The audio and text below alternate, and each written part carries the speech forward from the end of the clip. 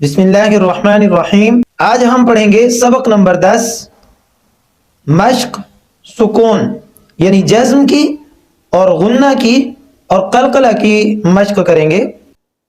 ینظرون تعبدون انعمت انعمت، یہاں نون ساکن کے بعد عین ہے اور عین حروف حلقی میں سے ہے، لہذا نون ساکن کے بعد اگر عین آ جائے یا حروف حلقی اور لام اور را ان 8 حروف میں سے کوئی ایک حرف آ جائے تو پھر نون ساکن پر غنہ نہیں ہوگا۔ انعمت، انذرنا،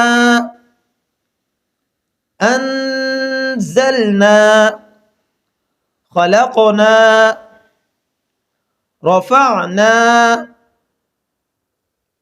وضعنا، نطفة، عبرة، زجرة، تذكرة،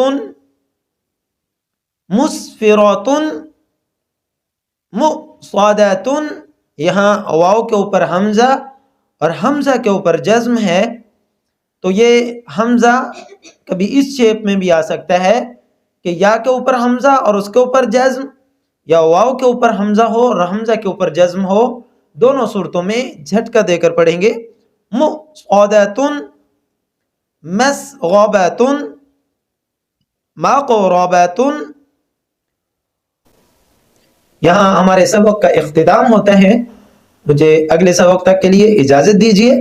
اللہ نگہبان، والسلام علیکم ورحمۃ اللہ وبرکاتہ۔